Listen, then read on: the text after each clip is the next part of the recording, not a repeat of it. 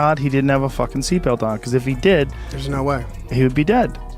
Probably, no or fucking severely. Then the words FBI start floating, and everything changes, because even scrutiny without charges is a bomb in a social media war zone. And I need to be clear, this is about questions and reviews and looking at everything, not verdicts. But once those letters appear, paranoia blooms, and people start connecting.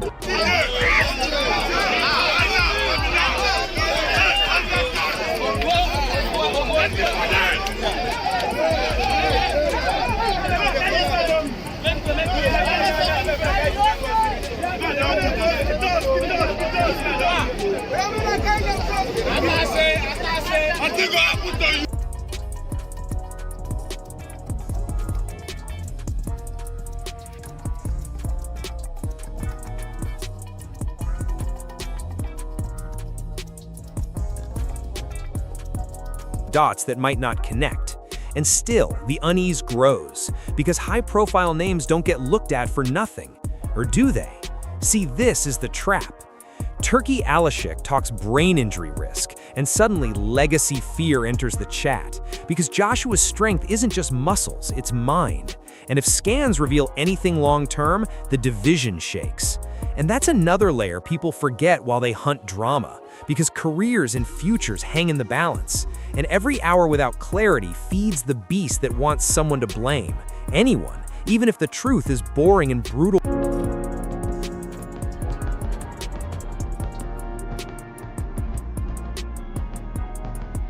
Randomness. Media voices break down the truck details, and it sounds straightforward until you remember how many disasters look simple at first. And I'm not saying there's a cover-up, but I am saying I've seen this movie, where timelines contradict, and someone deletes something, and suddenly a casual post becomes Exhibit A. And right now, nothing is proven, but everything is being archived, and that should scare anyone involved, including spectators who think this is just drama. Seeing Joshua hours before the crash, laughing and alive and planning fights, punches you in the chest, because that's the clip that loops in your head. And when you put that next to detached online reaction. Two officials in Nigeria, they ran into a stationary truck while trying to change lanes on the roads. Just a horrific accident. You know, I don't want to start, assigning blame to something that I don't have the report for, but the contrast feels almost cruel. And this is where fans stop being neutral and start choosing sides emotionally, because dignity under fire matters. And right now, Joshua embodies it, while others look weird. Yeah, weird. And that word carries weight whether it's fair or not. When fighters like Chris Eubank Jr. and Tony Bellew speak, it's grounded and respectful and raw, because they understand the aftershocks that linger long after headlines fade. And that solidarity exposes how thin performative sympathy looks. And Alexander Usyk said, "This is an unbelievable loss. Sinna Atlate for two incredible people who were not only part of AJ's team, but also friends. My sincere condolences to their families, loved ones, and everyone who knew them. Anthony Joshua, wishing you a speedy recovery." I'm telling you, there are messages behind the scenes we haven't seen yet. Conversations that will surface, screenshots that will reframe everything.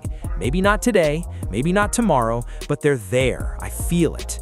And now we're stuck in the unresolved terror where police confirm the accident, investigations continue, names stay under scrutiny, not judgment, and the boxing world holds its breath, because this could settle as tragedy or explode into scandal.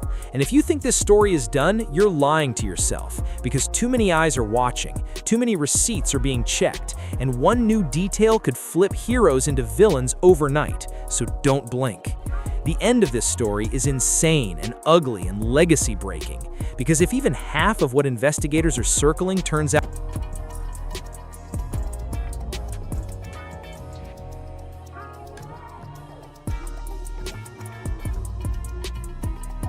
real, then the entire boxing influencer circus detonates overnight.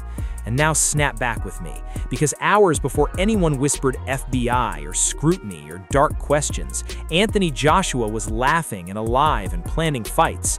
And then boom, everything spiraled into a nightmare that feels too unreal to breathe through. Nah, this can't be real. And yet, here we are staring at a situation that could erase reputations in one cold update. The shock hit first, and it hit violent. Because news didn't just say accident, it said tragedy with teeth. It said questions. It said timing that makes your skin crawl. And while Joshua fights through pain and scans and grief, whispers around Logan Paul and Jake Paul started crawling across timelines like ants on sugar. Not accusations yet, but curiosity gaps. So wide, you could be there for them and the family, anything they need. You know, sometimes when someone is a star, they have a lot of things in their life taken care of for them. So you really have to move into that mode in this situation as well. Make sure obviously they're getting the best medical attention, make sure their family are safe and happy. Lose a career inside them. And you feel it, don't you? Because something feels off, and everyone knows it. Then Jake Paul posts, and it's casual, almost flippant, almost wrong. And I'm staring at the screen thinking, did he really type that now of all moments? Because when a man like Anthony Joshua is down and 2 lives are gone, silence or respect is currency, not vibes. And that one post cracked the door open to suspicion where before there was none. Partial reveal only. But enough to make fans lean forward and say, wait, why that tone? Why now? And just when you think maybe it's just bad timing, Logan Paul fires off his own reaction, and it lands wrong too. Not criminal, not proof, not evidence, but wrong in a way that rattles instincts. Because the boxing world is in mourning, and these posts feel detached, like content instead of conscience. And I hate that my brain even goes here. But it does because every major scandal starts with people saying, relax, you're overthinking, until they weren't. Here's the escalation nobody wanted, because officials are talking about a stationary truck and lane changes and horrible randomness. And I'm hearing reasonable voices saying, don't assign blame yet, don't jump ahead. Anthony Joshua injured in car accident. 2 people who I believe were with Anthony Joshua were friends of his have tragically passed away. Before I carry on reading the article, the 2 people who have tragically passed, my condolences is all I can say. To their friends and families, we'll definitely offer up some prayers for them. Of reports, but the internet doesn't wait. And once curiosity meets personalities with history and beef and ego, the temperature spikes. Because if this stays a tragic accident, fine. But if anyone hit anything, lied, stalled, or played cute online, that's when chaos comes. Then the emotional spike rips through when real fighters speak. Because Alexander Usyk doesn't posture or clout chase, he speaks like a man who knows death brushes champions too. And his words slice through the noise with respect and sorrow. And that contrast is brutal, because suddenly empathy becomes the measuring stick, and some reactions pass, while others feel hollow. And you start seeing lines drawn between warriors and entertainers in the darkest possible moment. Joe Rogan's reaction slams the brakes on the circus for a second, because he doesn't speculate, he visualizes how close Joshua came from never standing again. And that silence you feel between his words is heavy, like the thin line between survival and catastrophe just revealed itself. Sudden pause, breathe, then the threat returns. Because when you survive something like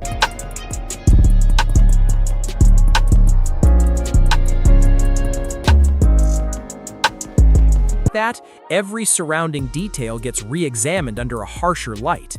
Eddie Hearn steps in, and you see leadership versus noise. Because while timelines argue, Joshua's camp locks down care and privacy and support for families. And that professionalism throws gasoline on the contrast. Because now the story isn't just about an accident, it's about how people behave when cameras are watching grief. And somewhere in that gap, public opinion starts sentencing before facts arrive, which is terrifying and powerful. The human cost detonates the next wave when it's confirmed that 2 close friends are gone. And that's where this stops being content and becomes pain. Because Joshua isn't just healing ribs or scans, he's carrying loss. And any whiff of opportunism around that feels unforgivable. And I'm telling you right now, this is where patience snaps. Because fans can forgive ignorance, but they never really suspect wet lives are lost. What really separates this moment is how the boxing world itself reacted. Because when Alexander Usyk, Eddie Hearn, Tony Bellew, and Chris Eubank Jr. speak, it doesn't sound rehearsed or strategic. It sounds like people who know exactly how fragile life is once the gloves come off. Joe Rogan's reaction. Sure if there was someone in the stationary truck. I'm not sure about that. so I'm not going to report on that. But the truck was stationary, and Anthony Joshua's SUV struck the stationary truck.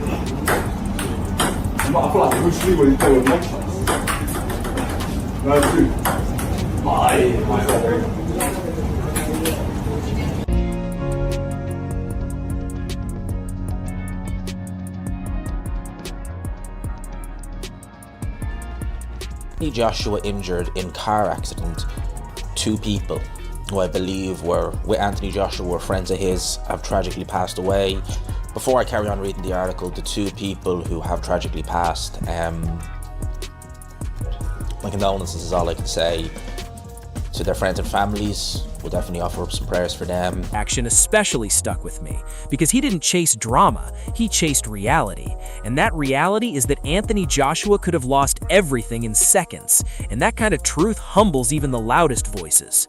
I also can't ignore how dangerous speculation itself becomes, because fans want villains, they want answers, they want justice now, and investigations don't work on emotional timelines. The mention of the FBI alone is enough to set social media on fire, even if all it means is routine questioning or due diligence. And that's where things can spiral unfairly. Still, the Paul brothers have to understand that their own history makes silence and humility the smartest play, because every word right now is being weighed like evidence. At the end of the day, my heart stays with Anthony Joshua and the families of the friends he lost, because no amount of online chaos outweighs real grief. Careers can recover, reputations can be rebuilt, but lives don't reset. And that's the part I hope people don't lose in the noise. Whether this ends as a tragic accident or something far more complicated, I just want truth, accountability, and compassion to win out. Because boxing has enough damage inside the ring without turning real-life pain into entertainment. I keep coming back to Anthony Joshua's silence, and honestly, that's what hits me the hardest. Because in an era where everyone rushes to post, to spin, to defend, to distract, Joshua hasn't tried to control the narrative at all. And that restraint says more than 1,000 statements ever could. You can feel that he's processing real loss, not just an injury report. And when I compare that to Jake Paul firing off reactions that feel like they were typed without stopping to think, it just doesn't sit right with me as a fan, or as a human being watching another human being break. And look, I don't want to pretend Logan Paul and Jake Paul are guilty of anything, because facts matter, and investigations exist for a reason. But public perception is a brutal, unforgiving beast, and they helped shape it with their own hands. When you've built a career on controversy, shock value, and pushing lines, you don't get the benefit of the doubt when tragedy strikes near your orbit. That's not fair, but it's real. And anyone pretending otherwise doesn't understand how fast narratives harden in combat sports.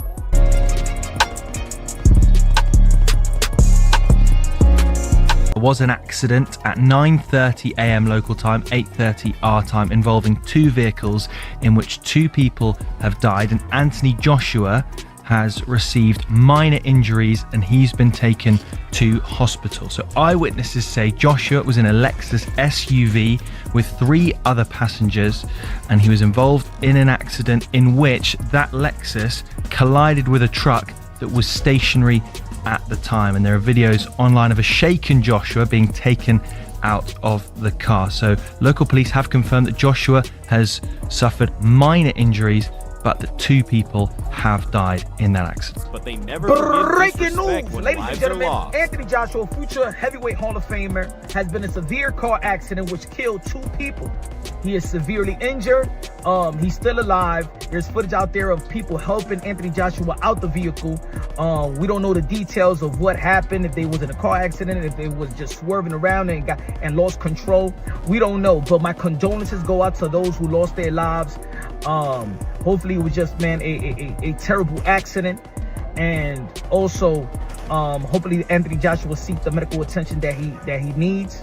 You know, check the everything, the head, the scan everything, x-ray, MRI, because we don't know if that could be internal bleeding as well. You know, adrenaline is pumping and you may feel like you're not okay, but you got to check everything. But hopefully he heals well, and Godspeed. And again, my condolences go out to those that lost their lives.